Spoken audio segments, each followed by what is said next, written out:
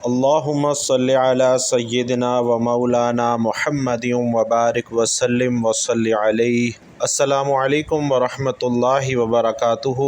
تمام مسلمان بہنوں اور بھائیوں کو ربیع الاول کی مبارک گھڑیاں بہت بہت مبارک ہوں۔ بھائیوں اور بہنوں، ربیع الاول کی بابرکت گھڑیوں میں پہلے 10 دن یہ ایک وظیفہ لازمی پڑھ لو۔ اس ایک مختصر سے وظیفے کو اپنے روزانہ کا معمول بنا لو تو انشاءاللہ آپ کی جو بھی حاجت ہے، جو بھی دعا ہے، اللہ رب العزت کی بارگاہ سے ضرور قبول ہوگی اور آپ کی جو بھی حاجت ہے انشاءاللہ ضرور پوری ہوگی۔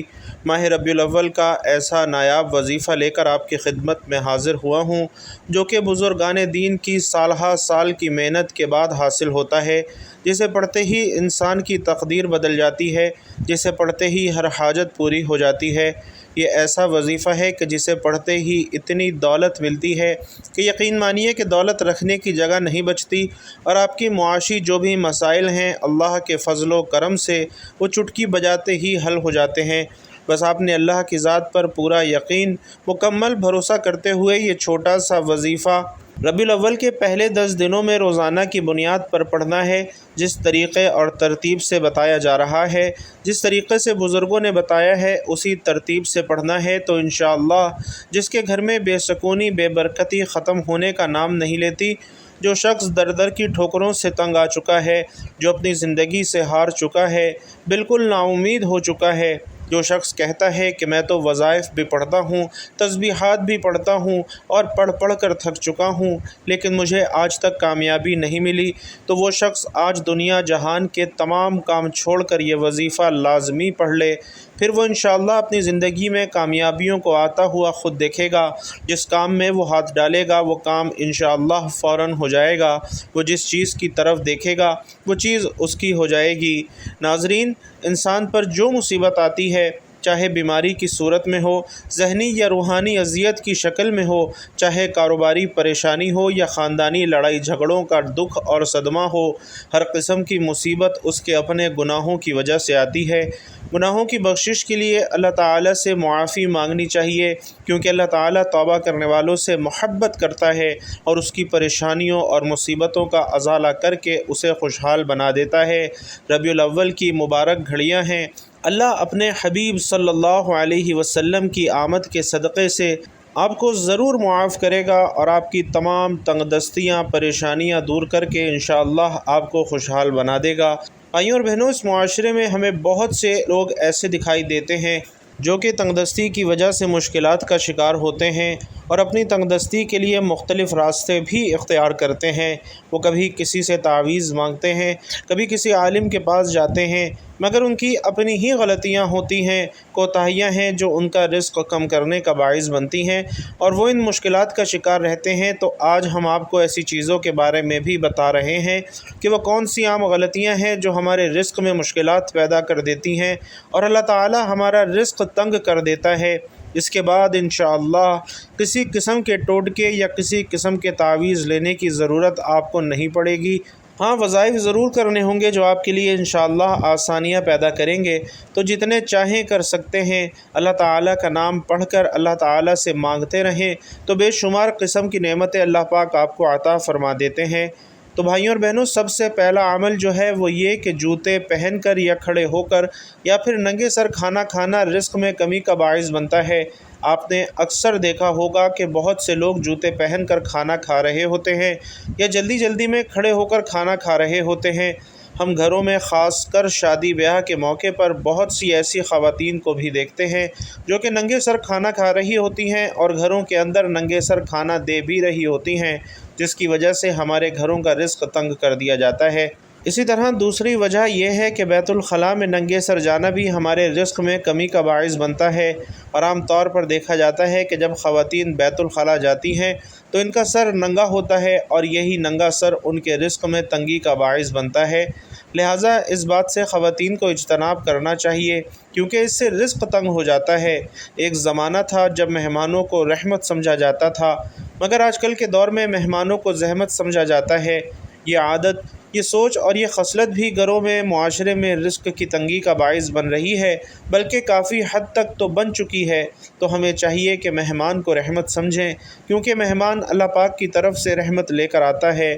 حضرت عبداللہ ابن عباس رضی اللہ تعالی عنہ فرماتے ہیں کہ صغیرہ گناہ بار بار کرنے سے صغیرہ نہیں رہتے بلکہ کبیرہ بن جاتے ہیں، اور استغفار کر لینے سے کبیرہ کبیرہ نہیں رہتے بلکہ وہ بھی معاف ہو جاتے ہیں۔ تو اللہ عز و جل ہم سب کو معاف فرمائے، آمین یا رب العالمین۔ بھائیوں اور بہنوں، اب چلتے ہیں آج کے وظیفے کی جانب، لیکن اس سے پہلے آپ سے ایک درخواست ہے۔ پیارے آقا کی آمد کا مہینہ ہے، ایک پیارا اور مختصر سا درود صلی اللہ علیہ وآلہ وسلم کمنٹ باکس میں تحفتاً پیارے آقا کے لیے ضرور لکھ دیجئے، تاکہ خیر و برکت ہو۔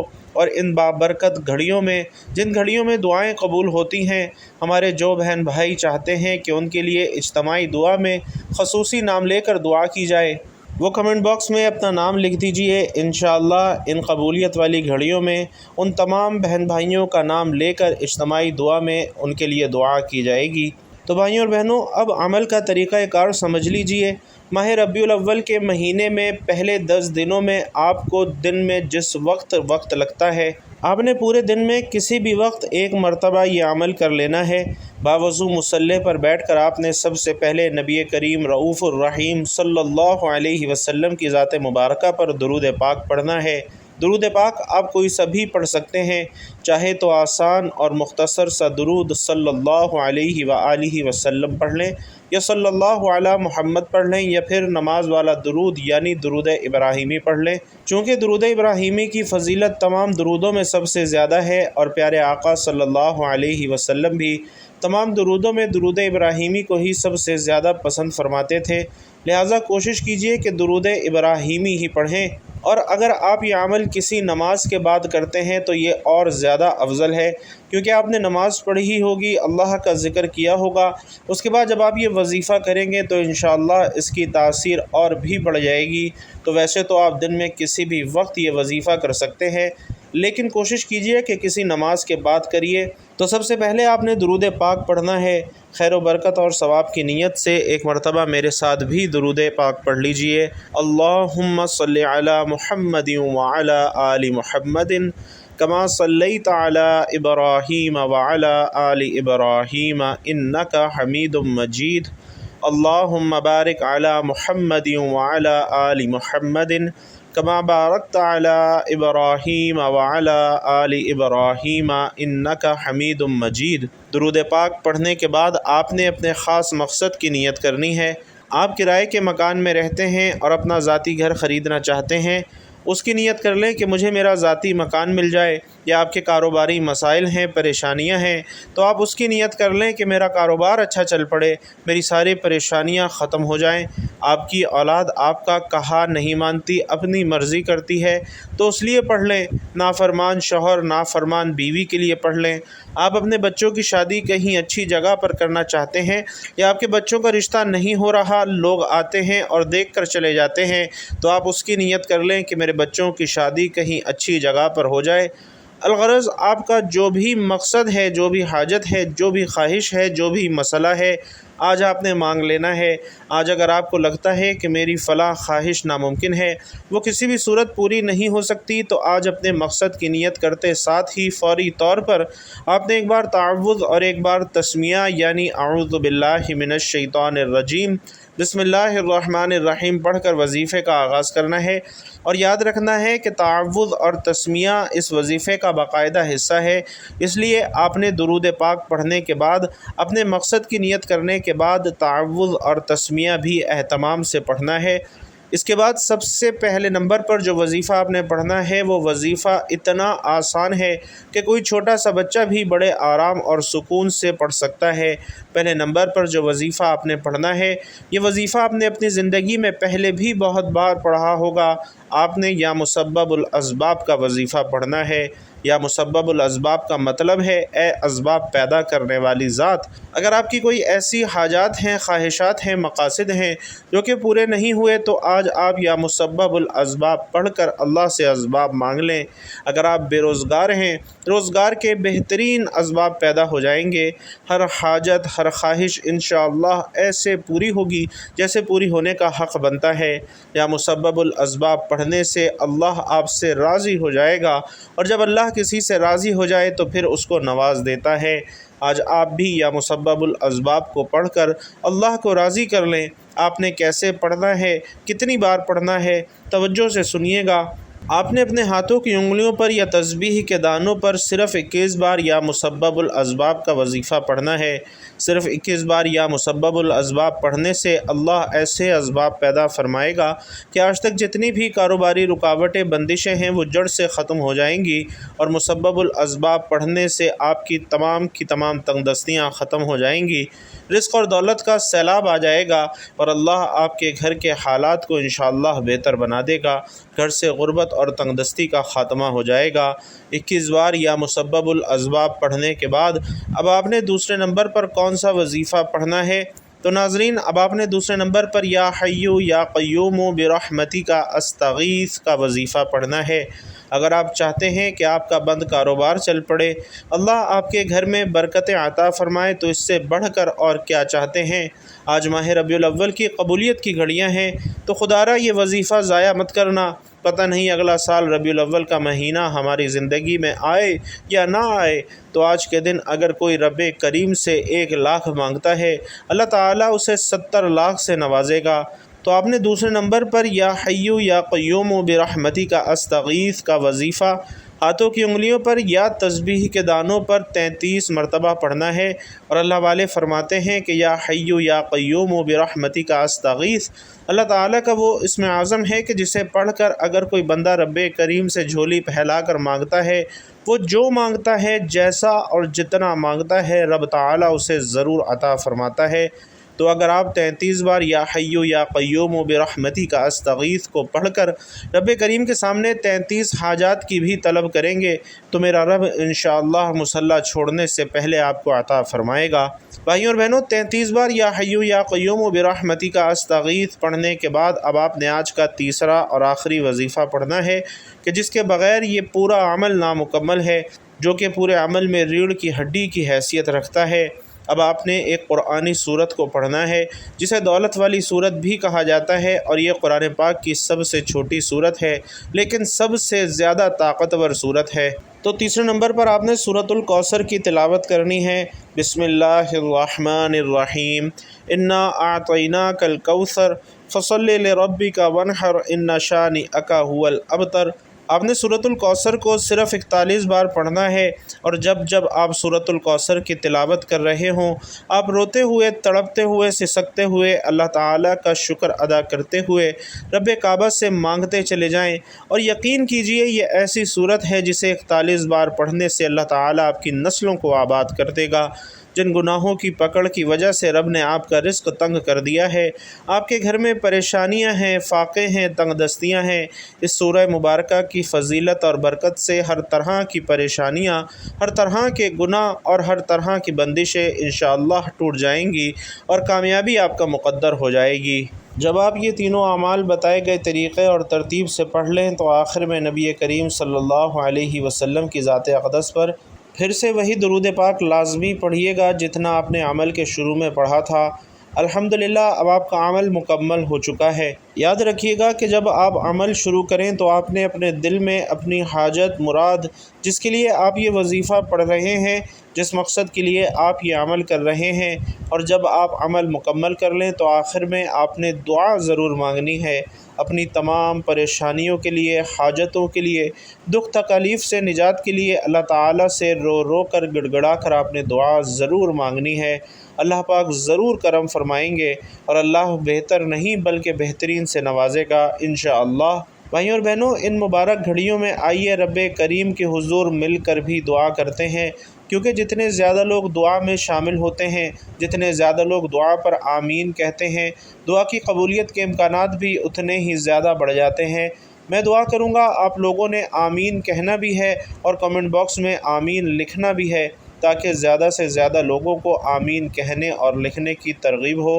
رب کریم سے دعا ہے، اے اللہ رب العزت، اے ساری کائنات کے شہنشاہ، اے ساری مخلوق کو پالنے والے، اے زندگی موت کا فیصلہ کرنے والے، اے آسمانوں اور زمینوں کے مالک، اے پہاڑوں اور سمندروں کے مالک، اے انسانوں اور جناتوں کے معبود، اے عرش اعظم کے مالک، اے فرشتوں کے معبود، اے عزت اور ذلت کے مالک، اے بیماروں کو شفا دینے والے، اے بادشاہوں کے بادشاہ، اے اللہ ہم تیرے گناہگار بندے ہیں، تیرے خطا کار بندے ہیں، یا اللہ ہمارے گناہوں کو، ہماری خطاؤں کو معاف فرما۔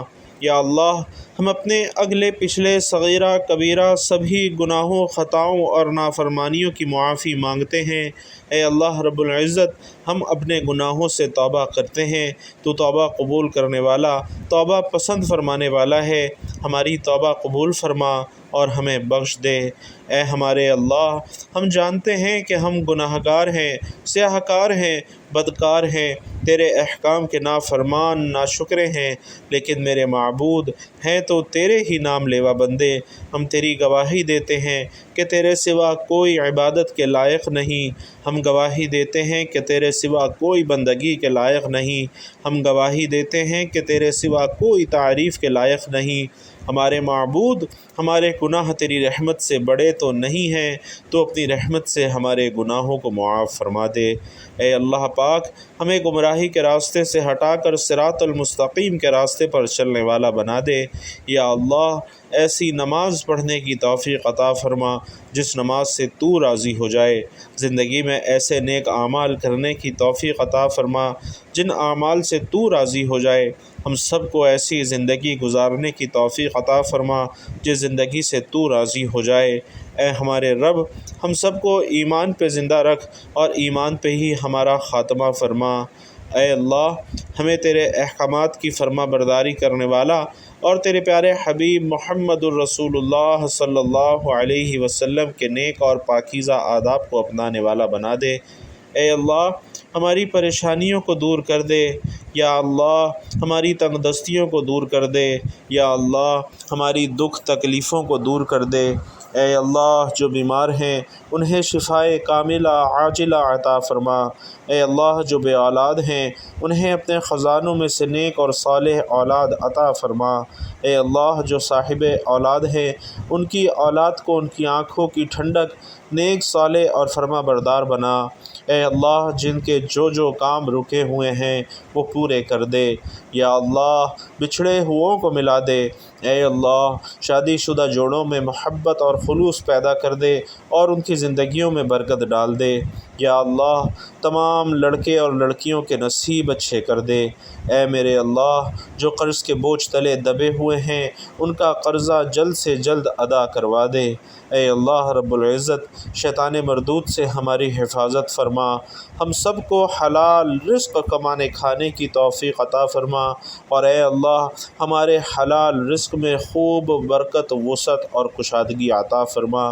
یا اللہ جن کے والدین اس دنیا سے رخصت ہو چکے ہیں ان کی قبروں کو اپنی جنت کے باغوں میں سے ایک باغ بنا دے، اور جن کے والدین حیات ہیں ان کے بچوں کو ان کی خدمت کرنے کی توفیق عطا فرما۔ تیرے پیارے حبیب محمد الرسول اللہ صلی اللہ علیہ وسلم نے تجھ سے جن جن خیر کی دعائیں کی ہیں ان تمام دعاؤں میں ہمارا بھی حصہ شامل فرما، اور تیرے پیارے حبیب حضرت محمد مصطفیٰ صلی اللہ علیہ وسلم نے تجھ سے جن جن شرور سے پناہ چاہی ہے ان تمام شرور سے ہمیں بھی پناہ عطا فرما۔ اے اللہ اپنے حبیب کی آمد کے صدقے سے اس ماہ مبارک کی قبولیت والی گھڑیوں کے وسیلے سے ہماری دعاؤں کو قبول و منظور فرما لے۔ آمین یا رب العالمین۔ بھائیوں اور بہنوں آپ لوگوں نے بھی کمنٹ باکس میں آمین ضرور لکھنا ہے۔ اللہ رب العزت آپ سب کا حامی و ناصر ہو۔ آمین یا رب العالمین۔